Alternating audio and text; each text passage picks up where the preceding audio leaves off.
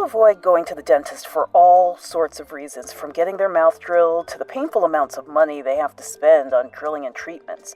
This week we speak with Dr. Stephen Lin, author of The Dental Diet, the surprising link between your teeth, real food, and life-changing natural health.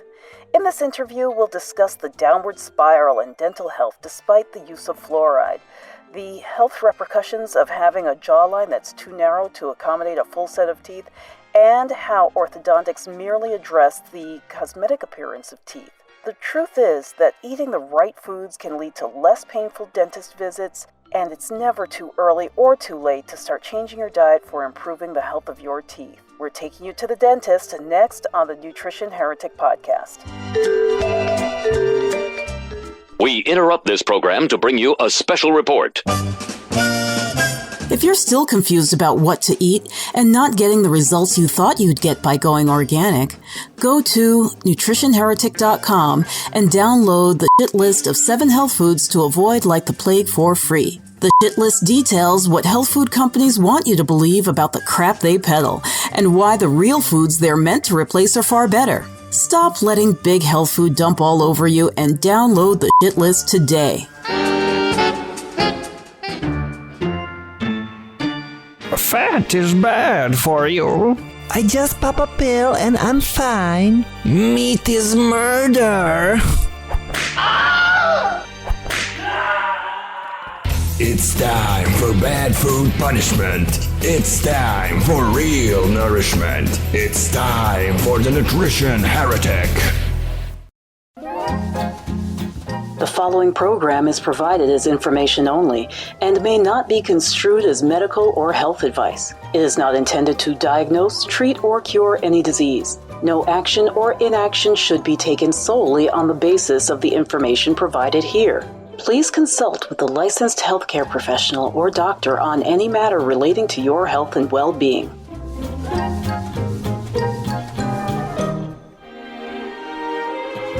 Aloha and welcome to the Nutrition Heretic Podcast, where we discuss nutrition with a twist. Today I have a little confession, and that confession is that I have never been afraid of the dentist. And I never really understood why people were afraid of the dentist until I got a little bit older and I realized that I didn't have cavities and many of my friends did. So they were subject to all kinds of drilling and, just very uncomfortable interactions every time they would go to the dentist. Whereas I usually only ended up, the worst thing for me was biting on the film so that they could take an x-ray. That was probably the most painful thing I ever put up with. But in my case, it didn't necessarily mean that I had stellar health in the rest of my body.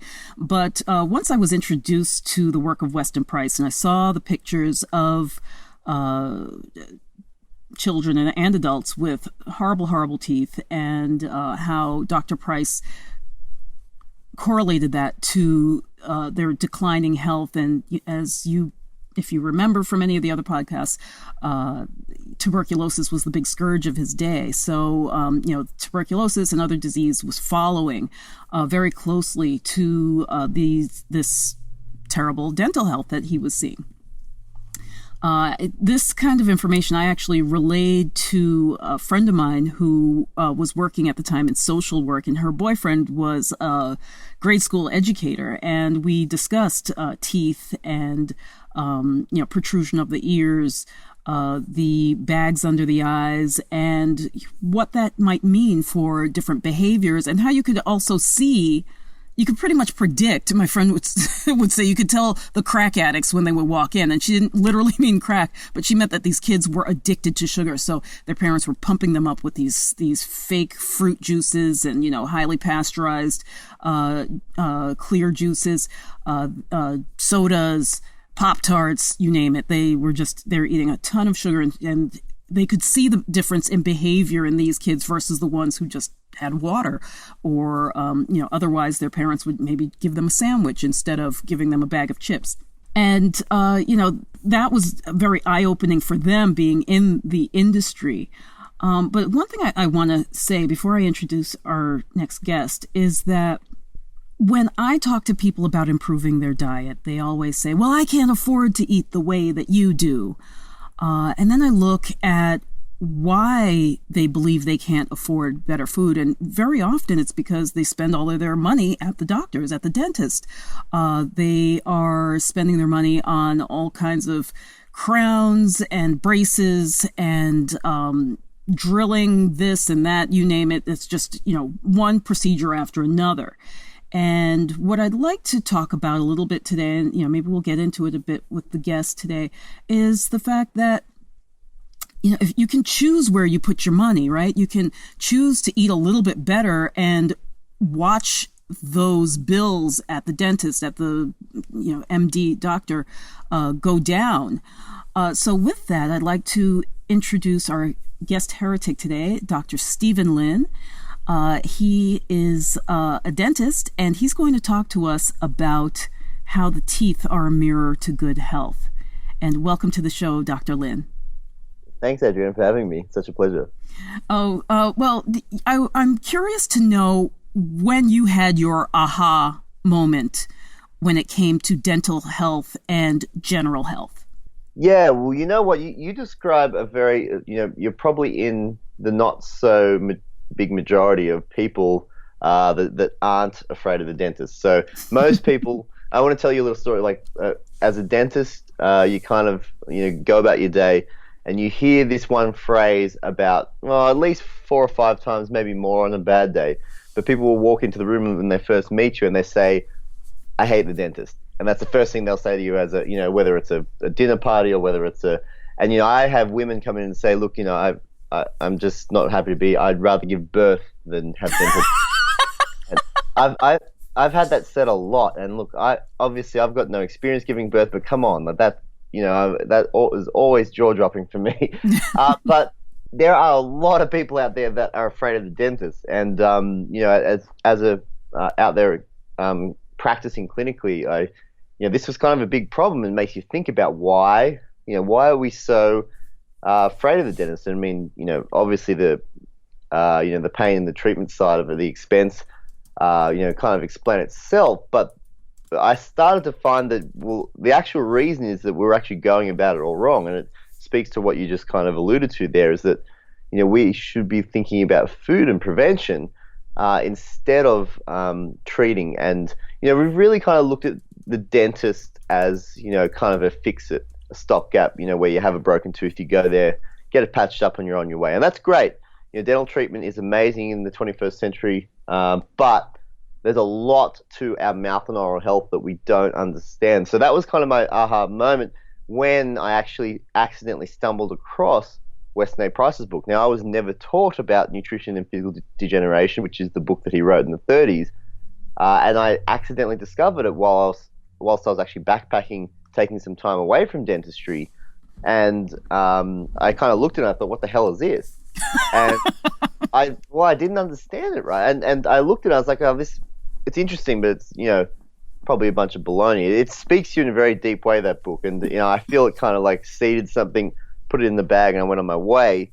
But I actually kind of went back to it a few times when I went back to work, and I was still thinking about whether I could do root canals all my life.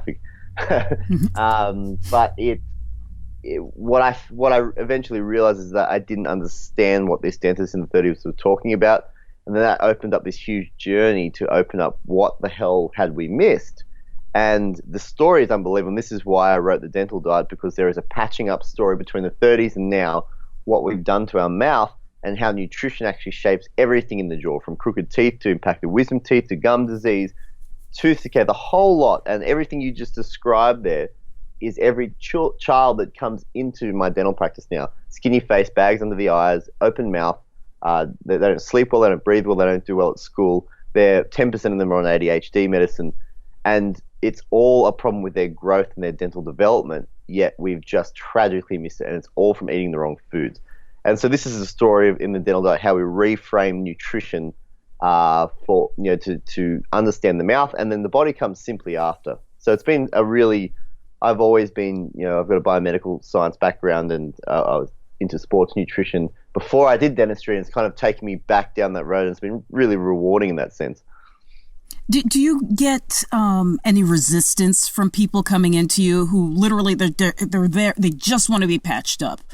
Doc, don't give me any of this BS, how I have to change my diet. It has nothing to do with it. You're the doctor, but you don't know. Do you get that?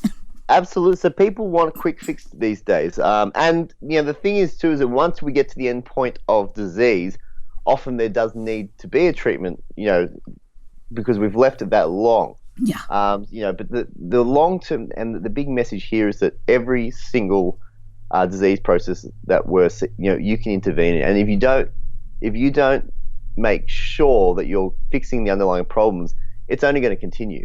And so dental diseases are that first sign. We can pick up the bleeding gums. We can pick up, tooth decay is a sign of both microbiome imbalance and nutrient deficiency. We have to get those signs first, or you're going to go down the road of sickness. Absolutely. I completely agree, because I've seen it even just with my own children. I was lucky to come to this information well before I got pregnant. So, not only did I prepare for pregnancy through the type of foods that many people would say are too rich, but I made sure that their first foods and their interaction with food has been as positive, let's say, as possible. Because what I have noticed, and I guess I do write about this quite a bit, which is that we just have a horrible relationship with food in the West, where anything that's considered a real food is too rich, except for vegetables, is too rich and too almost counterintuitive, the way people think of it. But then what they end up with is a lot of processed junk, really. Like I hesitate to call it food most of the time, because it's not anything that we should recognize as food. Mm-hmm. Absolutely. So, I guess where I'm going with this is that a lot of people think about brushing their teeth, right? And actually, I've had doctors or dentists tell me and tell my children, well, if you eat something that's sticky, make sure it comes off of your teeth immediately. So when they see the relationship between dental health and food, they're thinking on the outside of the teeth. What touches the teeth? How long does the Coca-Cola you drank just linger on your teeth? So they're saying, that's the only time you really should, worry about the food is when it sticks to your teeth. What do you say to that?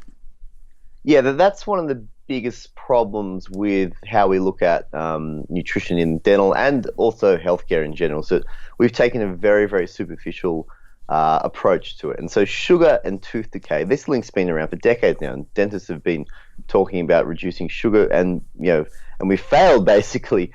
We've been talking about this since the 70s and 80s, that you eat sugar and you get decay. But so the way I kind of like to look at it is that when you have a car with an engine problem, you don't go to the car wash, do you? You get under the hood and you understand what's wrong with the engine. And so basically, brushing and flossing is excellent, but it is that very superficial coat of paint. So we really need to understand what's happening underneath the hood, understand the engine. And so it really does speak to, actually, there's a lot of scientific understanding now as to the immune system inside our teeth, the cells that protect you against decay, for instance. Let's talk about the real process of decay. So there are cells that are hungry for these nutrients that we simply don't eat anymore. The foods that you're talking, these very rich, fat-soluble, dense foods that we just don't eat anymore. And so when you don't, these cells go hungry. And then so when you're vitamin D deficient, which nearly, we see the numbers up to 75% plus, and probably more if we took the blood levels, ancestral blood levels of vitamin D. But vitamin A, vitamin K2, people don't even know what K2 is. Most healthcare professionals don't know what K2 is, and that there's different types from different types of foods. And so there's a lost story of nutrition here. And what you got to remember too is that for thousands and thousands and thousands of years that humans lived on Earth, we didn't have decay, we didn't have crooked teeth, and our jaws and teeth were beautifully straight and healthy. Mm-hmm. This just didn't happen. And so the reason why we had dental and sticky films. This is what Price found. He said these people don't brush their teeth, but their teeth are magnificent. Besides this slimy coating Sludge. they have, yeah, that's how it describes it, right? Yeah, they've got this slimy sludge, but that's actually a very superficial part of oral health. They actually fed the internal systems that gave them healthy skeletal systems, healthy teeth. And the other thing too is that they balance their microbes in the mouth. So there are protective probiotic bacteria in the mouth, the oral microbiome, that protect us against bacteria. So when you have a diverse, ecologically balanced system that communicates with the gut, your immune system's happy, the microbes are happy, the teeth are happy because we've got a defense system. You don't get decay naturally. Mm-hmm. So we've taken, if you kind of, in that perspective, taken a very, very narrow view at what tooth decay really is, and then we've completely forgotten, for instance, how food shapes the jaw, how we've basically reshaped our craniofacial systems because we're eating the wrong things. Right. And, not to brag, but I touched on my kids, and my older girl, she's 14, and people constantly ask if she had braces. And I said, no, but it's like her teeth are perfectly straight. And I can't help, especially, I'm going to kind of out a couple of people, but when we compare to, some of the cousins of the same generation, there's no comparison. My younger one, she's only 7, so her teeth are still coming in. And actually, that's another thing that I've noticed. And I actually discussed this with my older daughter's kindergarten teacher, which is, does it to you seem that children are losing their baby teeth earlier? I would say that I've seen a trend. It goes either way. Baby teeth can actually be delayed. So I actually see kids that don't lose their teeth a lot. So the baby teeth will actually not exfoliate, and it's actually due to a thyroid problem.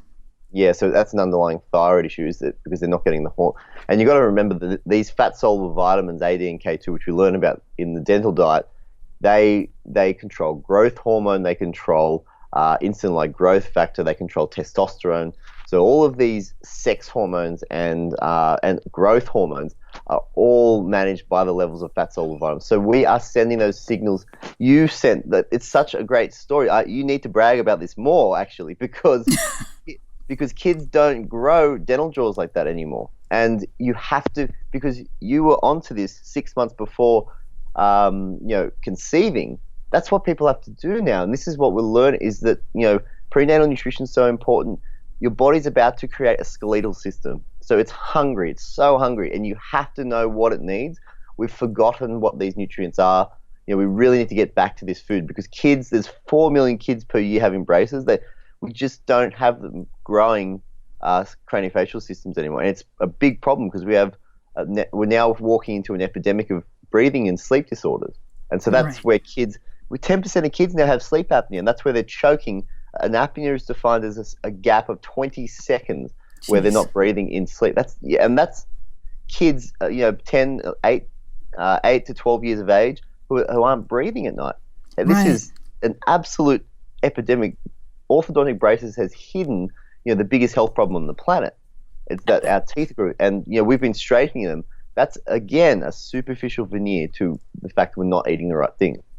Right, and I'm judging from your last name that you also have Chinese parentage, correct? I do, correct. My father's right. Yeah, and so do I. And in Chinese culture, that's probably, I want to say, the most accessible culture that in the West that we understand about, where traditionally there are these like very rich foods that are given to pregnant women. I remember when we lived in New Jersey, my daughter was going to Chinese school, and that's when I had my second one, and she was actually complaining about how her mother pretty much forced her to have this like pork knuckle. She was pregnant, and to eat these soups that she thought were too heavy and too rich. But her kid had gorgeous teeth, and so did she. But unfortunately, this is so taboo now to even say that you enjoy it, let alone to consume it for more practical reasons, right?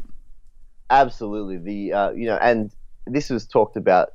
Price noted this in. He went around to 14 cultures, and every single. And actually, the Chinese one was one that he didn't write about. So that's actually a great addition to what Price, because he nearly recorded every other culture on the planet. Yeah, so a lot of smaller groups in particular, but not that there aren't smaller groups in China, but probably the political situation kept him out of there at the time. I don't think he was. Well, he was game though. He went to to sub-Saharan Africa. He went to South America. He went to indigenous cultures in Australia. Like, these are very remote areas. So he was game, but he must have.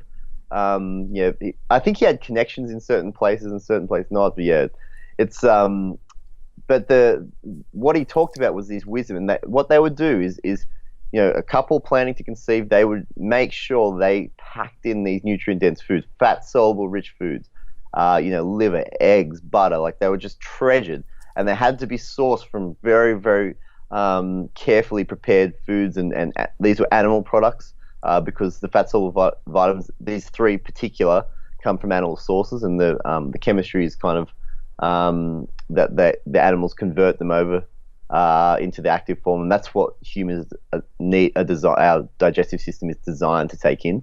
So there's a certain amount of food we need to take in from these fat-soluble rich foods. And what they said is they noted that the people that ate these foods had kids with round heads. That's how they reported it.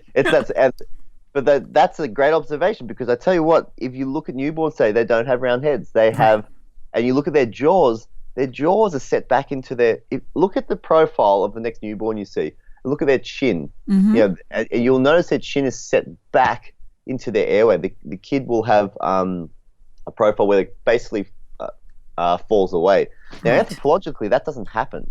There are newborn skulls where the jaw is set forward. So we're actually showing that the jaw isn't even developing in vitro. So we're actually, it is in utero, right from conception. We're beginning this process, and we need to carefully kind of create babies. Otherwise, we're losing our kind of genetic lineage. Yeah, and that's a tremendous point right there, which is just the genetic traits. I have noticed that fewer kids look like their parents. For lack of a better term, mongoloid features are starting to show up, I believe, more than kids actually resembling family members, which is a little bit disturbing. But again, I'm gonna tout my younger baby, because you just reminded me of she was about maybe 5 months old, and we were shopping in a store, and two old ladies walked up to me. And they said, "Oh my goodness, look at her! Look at her little button nose and her round face, and her ears are flat to her head." Like and it was to me that was such an ingrained response from them, because they didn't know me from Jack. They didn't know what I was into, but they clearly had been noticing that this was not common anymore. I was that I went home and I was like, see, even the old lady in the store, she recognized. But it's true. I think there are some people in the older generation who, they know that's what children used to look like.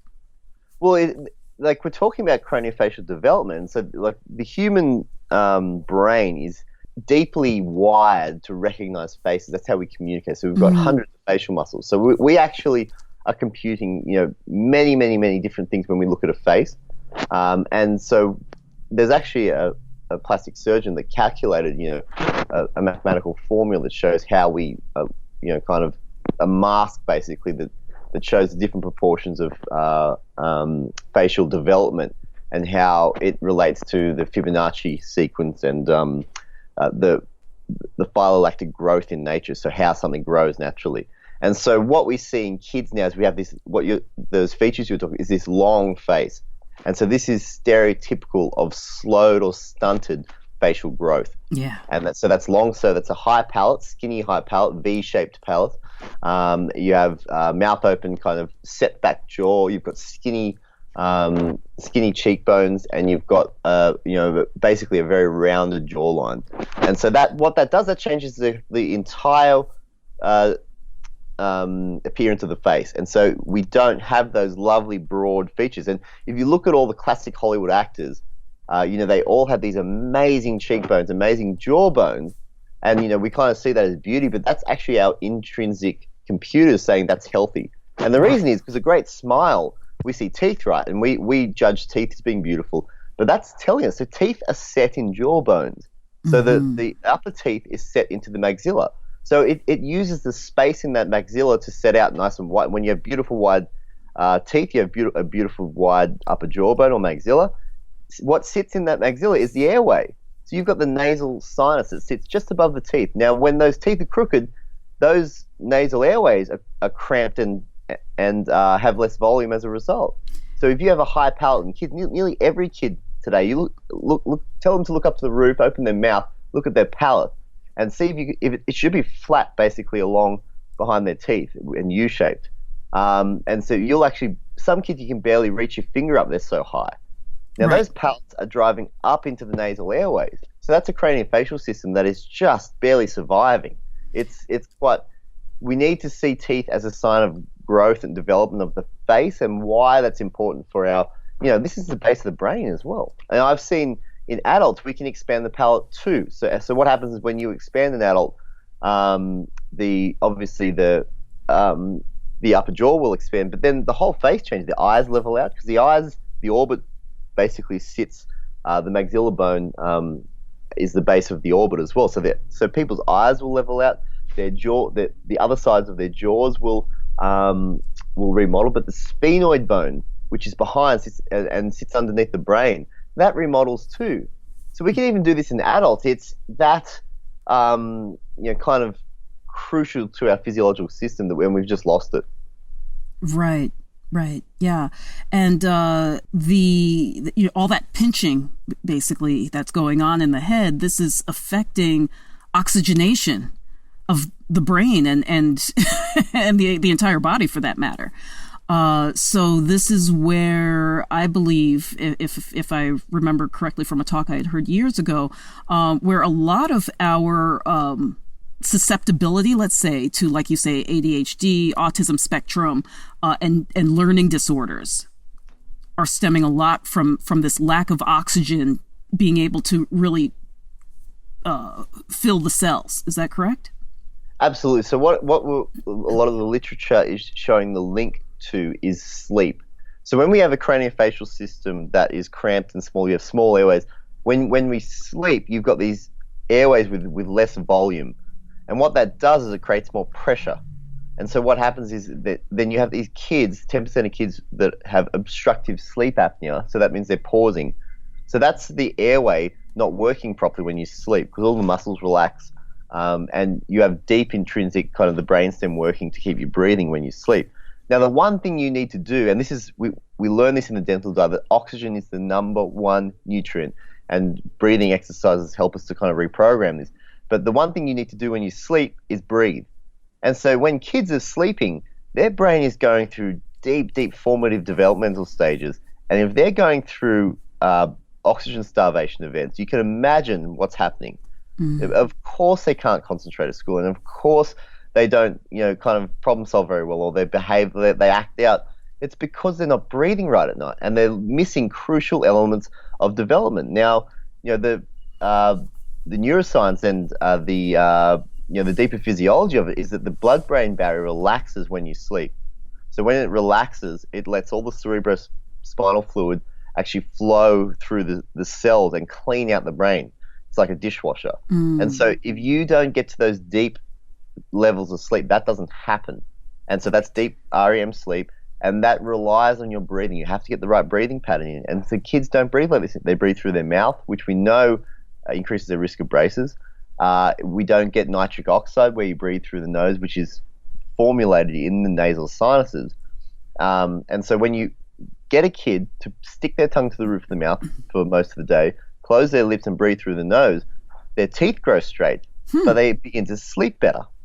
So it is a functional model of, we can intervene now in the childhood dental growth cycle, but we're also intervening in the brain development and their sleep. So we can repattern the muscles, help them to use their airways, because when you put the tongue to the roof of the mouth, the muscle systems that hold the tongues all connected to are basically holding the airways open. So if you train those kids to sit up straight, hold their tongue to the roof of the mouth, and hold those airways open, they'll do it at night better too. So, we're talking a lot about children. We talked about the pre-pregnancy preparation to make this kind of better developed palate. What about when the child's already here? Like when we talk about diet, how can diet change the formation of this already growing maxilla jawbone? Does that make sense?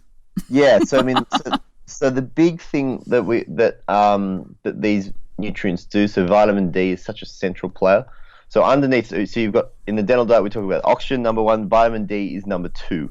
And so vitamin D is crucial for, obviously, bone mineral. We know that bones don't form properly as they do, and they'll actually be deformed if kids have vitamin D, such as in rickets, osteomalacia, or other diseases like skeletal diseases like that.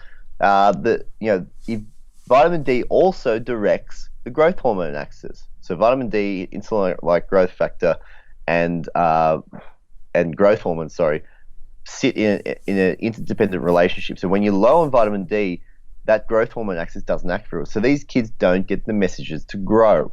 Mm-hmm. So and between 0 and 12 are the really big developmental stages. But kids also develop between 12 and 18. That's when we develop that last bit of bone that houses the wisdom teeth. That's why wisdom teeth don't fit anymore, because we don't go through that stage of craniofacial development. But so when you correct these messages, so kids need vitamin D. This is these nutrient-dense foods that we've just lost now. And if you're not thinking about how, if you work inside, if you live in a cloudy climate, I guarantee you're vitamin D deficient. And so you need to understand how that directs your skeletal system. But the other thing too is that vitamin K2 is connected to the direct production of testosterone. And so both growth hormone and testosterone are known to intervene in the growth of the jaw. So they are signals to grow the jaw. And so between 0 and 12, it is crucial. This is generally what humans need to be healthy, by the way. Like, we're talking about kids developing, but right throughout life, if you do not have these signals, you're putting yourself at risk of chronic diseases. So we can intervene, but it just gives us a base model on how to eat for health right across the human spectrum. Right. So then, let's say somebody's listening to this and they're 40 or 50 years old, and they know that these are problems that they have. They're probably thinking, well, I've already gone through my development. What good is this going to do me? And as far as the dental part, I mean, I think you already talked to the fact that it's definitely a good baseline to have for any kind of health, just for general health. But what can it really do for us, once we stop growing? Yeah, exactly. So, I mean, the big one there is, and this is really kind of another illogical and superficial way we've looked at disease process, is gum disease, so bleeding gums. So if anyone who has had any kind of bleeding gums or problems with periodontal disease, they'll know that the basic way that we treat it is via root planing treatment, so cleaning that plaque or calculus buildup off.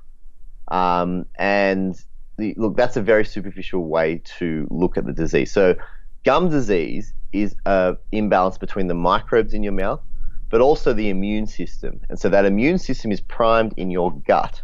So the gut is actually, we know houses 80% of your immune system. And so gum disease is a sign that your gut is unhappy. Now, if you have digestion problems, if you have immune problems, type 2 diabetes, we know that the microbiome and gut problems relate to nearly every chronic disease process, out there. Autoimmune conditions, brain, Alzheimer's disease, dementia, heart problems. All of these processes are all seated in this intestinal barrier that we need to have healthy, where these bacteria that live in our digestive system communicate with our immune system. And so gum disease, bleeding gums, is the first sign of that. And so if you want to prevent all of those diseases I just mentioned, so brain degeneration, heart disease, type 2 diabetes, you need to understand how your teeth are the first warning sign of that. Right. Yeah. And, once again, I have no shortage of friends who are going to the dentist for the root canals and just all these different treatments that you talk about, the gum disease and plaques and you name it. Unfortunately, what I run into is all too many people saying, well, my family, my mom had this problem. It's hereditary. If this were so hereditary, then my kids would have pretty horrible teeth, because my husband had until he met me and we started changing our diet. He had pretty rampant decay. I don't think we've been together for over 20 years. I don't think he's been back to the dentist since maybe the first year, well, I should say for a treatment, like that, or any kind of surgery, since maybe the year before we started changing our diet. So completely, and people need to, yeah, exactly. We've unfortunately lost, we go to the dentist to fix things, but and sometimes we do need to go through treatment, but you have to address the underlying processes that have gone wrong, and that's what I really try and help. Try and get across to people is that in the dental diet we break that down. We understand tooth decay, we understand growth of the jaws, gum disease as a nutritional and a physiological imbalance in the body. So we've got to reframe that and then understand how food and which foods are the ones we need to kind of take us back to health. Right. Now, what does the dental diet say about fluoride? Well, so fluoride, in the book, we don't even mention it, and I'm going to tell you why. It's because fluoride toothpaste and mouthwash, it is addressing a very, very small percentage of what dental prevention really is. So fluoride is a treatment. That's what we need to reframe. It's not prevention. Mm-hmm. Treatments have its upsides and its downsides. I think there are much smarter ways to prevent dental disease than using fluoride, and so sometimes it is warranted. But I would, we need to reframe that as being food has been the underlying preventative measure, because fluoride is effective in some extent to prevent tooth decay, but there are so many more things you can be doing and getting much more benefits out if you just understand food and how dental nutrition actually shapes your body's inner workings to protect you against these diseases. Right. And do you, as far as I'm trying to be politically correct here, but fluoride has been, particularly sodium fluoride, has been connected to, I guess rat poison might be one of the least offensive ways of saying it, but kind of idiocy, dumbing down, the brain. Do you find any of that to be true, or is that complete bunk? There's a small amount of literature out there that shows that it does it may be building up in the brain. Mm-hmm. So the pineal gland is one, but we do need a lot more research in that. Right. So I would definitely say to everyone to watch your fluoride, because we do get a lot of it in today's society. And people ask me about which fluoride toothpaste don't even make sense, because the concentration you get a fluoride toothpaste at is actually at the concentration of water fluoridation, and that's designed to be taken systemically. So it's not even effective topically. Right. You need a much higher concentration for it to be effective. So fluoride toothpaste doesn't make sense. So I would definitely just watch your fluoride intake. Mm-hmm. It's not necessary. if you understand food, like you have, your body does it all for you. Nutrition is the number. Fluoride will be a side note in your life if you just understand dental nutrition. Right, and you did speak to thyroid conditions, and we know that fluoride can interact with or replace iodine. So that's exactly. Which is a food, the main food for the thyroid. So, I hesitate when people say like, oh well, all I need is my fluoride toothpaste. I'm like, you're still getting your teeth removed. It's not working. Come on, like how much more proof do you need that that's not the silver bullet that everybody hopes absolutely. it to be? And you have to remember the water fluoridation came in the 60s and 70s, and tooth decay has just been, we've not solved it. It's still the most common chronic disease in children today. Right. Actually, I think it's getting worse. I'm hearing about kids who's they literally are being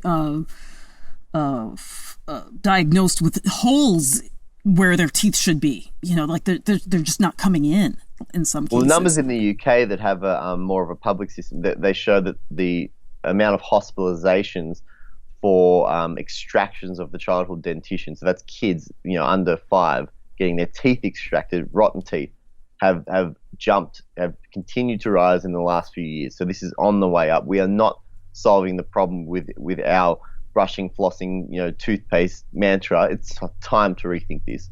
Yeah. Go back to blood sausage and clotted cream. There it is. Right. Okay, so what would you say is the biggest myth in oral care? I would say the biggest myth is that braces or crooked teeth are genetic. That's simply not the case. It's absolutely not a genetic problem in terms, and when you look anthropologically, we just have not had crooked dental arches.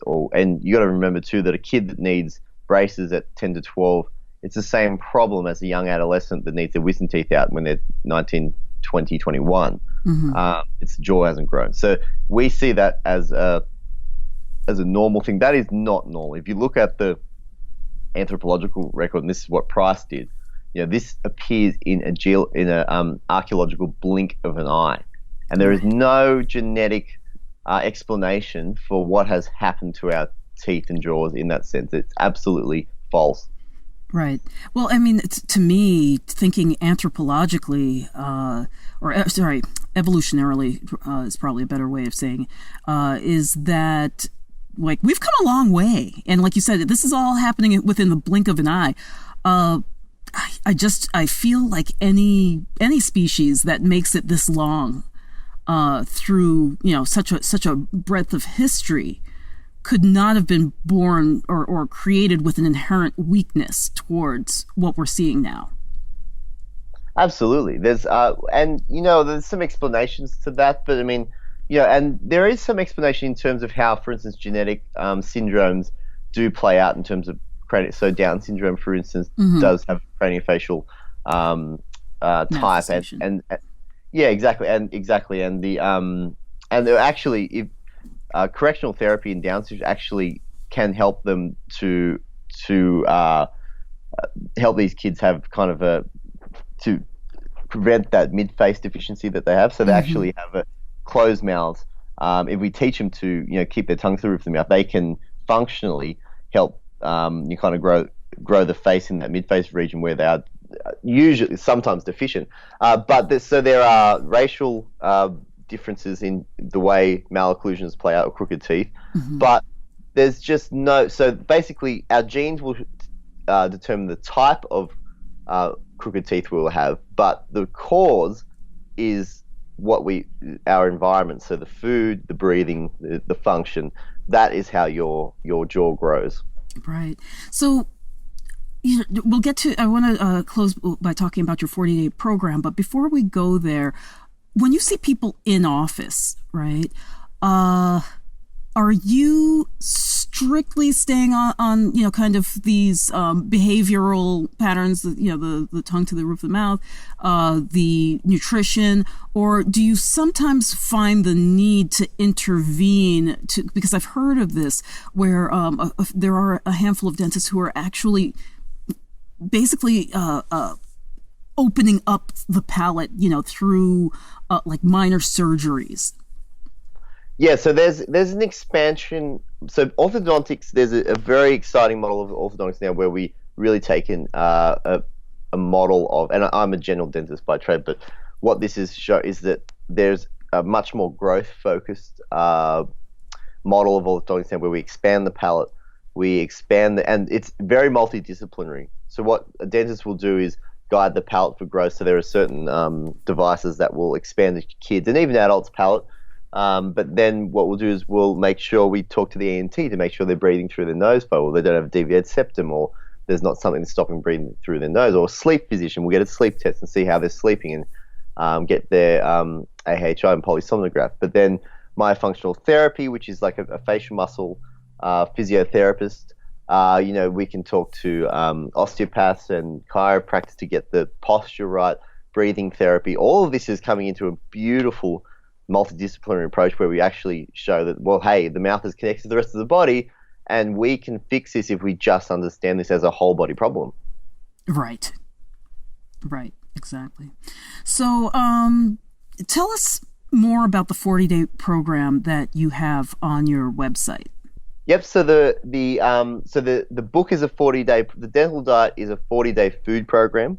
So what we do is we go through those nutrient-dense foods that feed that inner immune system. They grow the jaw in kids, and they help us to balance, every other process that we've talked about in the body. In the first week, the first thing we kind of think about with dental is sugar. So we do take a sugar approach. What I do is but sugar's hard to get rid of in your life, and I've found this with patients. So the way I designed it was the first week we removed processed sugar, so we just have fruits from natural sources. But in the middle, for 2 weeks, we do zero sugar, no fruit either. And the reason for that is that I've found it necessary to, and I did this in myself too, you have to take your body off these refined carbohydrates, these sugars, to help it recognize what is actually food again. Yes. And so it reprograms our bacteria, reprograms our digestive system. It's hard, but it's hard to do unless you have the replacement foods. So, we've got, how do you replace that? Well, you need to have those fat-filled, nutrient-dense foods, and even like the kind of coconut oils with cacao powder, looks like chocolate, tastes a bit like it, not as sweet, but it gives you that sweet hit. So that 2-week plan is that replacement model. Then we begin to kind of reprogram back into life in the fourth. You can eat fruit again. I don't eat as much fruit as I used to simply because it is a fructose hit. But that's fine. People, if you like fruit, eat fruit. But as long as you understand that in your total daily sugar intake, it's adding to that. And so then reintegrating that back into life by the end of the 40 days, we understand food. You look at every meal in a very different way. There's no portion size. You just need to understand where your food comes from, how it nourishes your teeth, and it makes it much more simple. And we also do a breathing exercise before each meal, and we change it every week to help us reprogram to breathe through the nose. You'll sleep better. You'll just feel so much more different when you feed your body what it needs to have. Oh, that's fantastic. And I've been getting a lot more into breathing and trying to get people to understand the value of the breath because there's such a huge focus on exercise right now. And personally, I think that the value of exercise is forcing us to breathe. That's one of the reasons why things like yoga, the more gentle exercises, work so well, isometrics, because there's a huge focus on the breath. Whereas I think when some people exercise, they're missing that. They're so focused on the exercise, they're forgetting, and particularly things like running and even biking, where people think that it's good to be exhausted at the end, as opposed to using that to help you draw a deeper breath into the body.